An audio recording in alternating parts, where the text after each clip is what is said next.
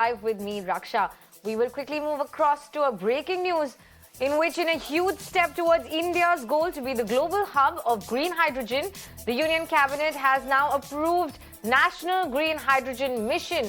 Announcing the objectives of this mission, Union Minister Anurag Thakur has vowed 50 lakh tons of green hydrogen to be produced every year by 2030, and a green hydrogen center will also be developed to bring buyers and sellers under one single roof.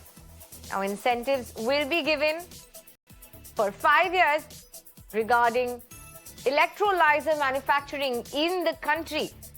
The mission will have an outlay of 19,744 crores and is expected to create over 6 lakh jobs.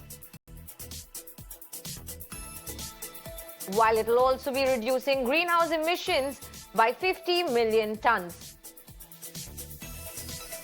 Low cost green hydrogen व इससे संबंधित equipment व technologies के उत्पादन को प्रोत्साहन देने के लिए इंसेंटिव, दो तरह के प्रमुख इंसेंटिव दिए जाएंगे।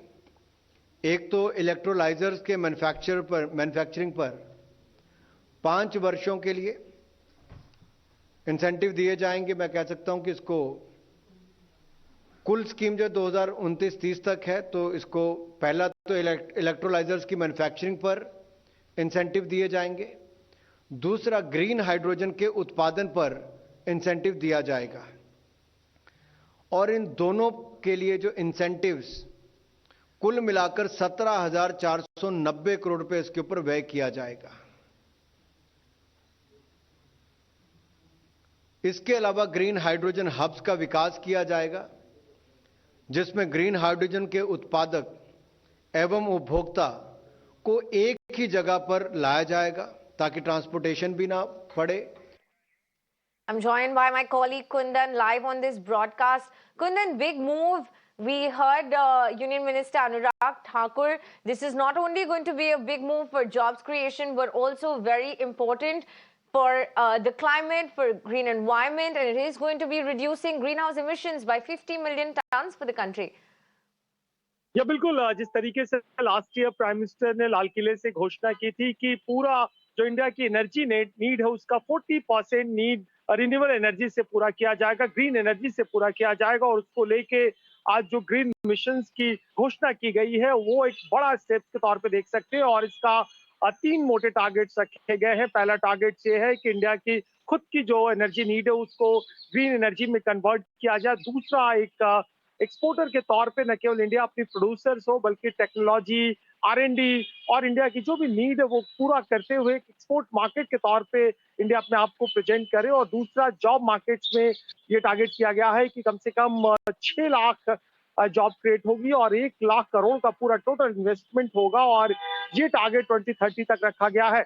इसके अलावा इलेक्ट्रॉल लेके और ग्रीन हाउस प्रोडक्शंस को लेके एक तरह से एक बड़ी इंसेंटिव, PIL इंसेंटिव के तौर पे दिया गया है। और ये तय किया गया है कि आने वाले टाइम में इसका और ब्रेकअप सामने आएगा कि किस तरीके से जो हाइड्रोजन फ्यूल है वो प्रोडक्शंस के लिए और जो पब्लिक ट्रांसपोर्ट सिस्टम में पर्सनल कार और ट्रांसपोर्टेशन के तौर पे इसे कैसे कन्वर्ट किया जा सके।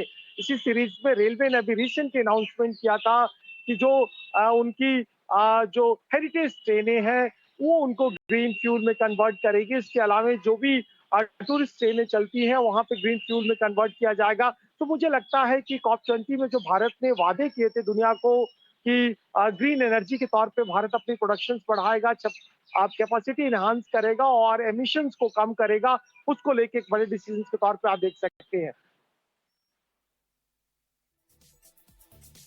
कुंदन, बहुत बहुत शुक्रिया हमारे साथ जुड़ने के लिए और ये सारी जानकारी हमारे को देने के लिए।